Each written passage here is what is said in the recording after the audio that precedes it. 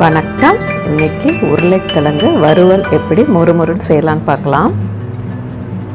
அதுக்கு உருளைக்கிழங்க தோல் நீக்கி நல்லா வாஷ் பண்ணிவிட்டு இந்த மாதிரி ஸ்லைஸாக கட் பண்ணி வச்சுக்கலாம்.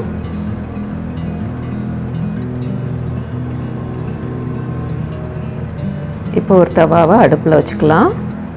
நான்ஸ்டிக் யூஸ் பண்ண வேண்டாம், ஆனயனைஸ்ட் தவான்னு கிடைக்குது.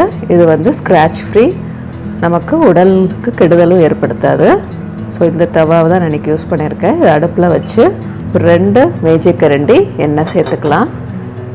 தவா முழுக்க எண்ணெய் பரவுற மாதிரி வச்சுட்டு எண்ணெய் சூடானதும் நம்ம லேசாக நறுக்கி வச்சுருக்கிற உருளைக்கிழங்க இதில் சேர்த்துடலாம்.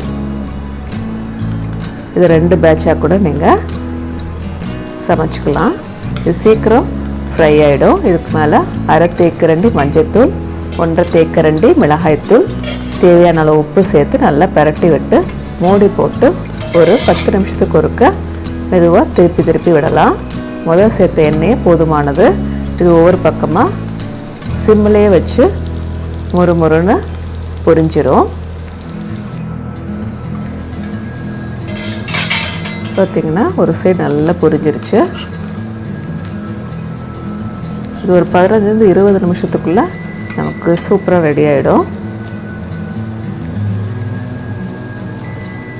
பொறுமையாக நம்ம ஒன்றா திருப்பி போடணும். இப்போ நல்லா 2 பக்கம் மொறுமொறுன்னு வெந்துருச்சு. இப்போ அடுப்பை ஆஃப் பண்ணி நம்ம எடுத்து வச்சிடலாம். இதை நீங்கள் டிஃபன் பாக்ஸில் பேக் பண்ணி கொடுத்தா கூட மத்தியானமும் இதே மொறுமொறுப்போடு இருக்கும். நீங்களும் இந்த சிம்பிள் ரெசிபியை ட்ரை பண்ணி என்ஜாய் பண்ணுங்கள். நன்றி.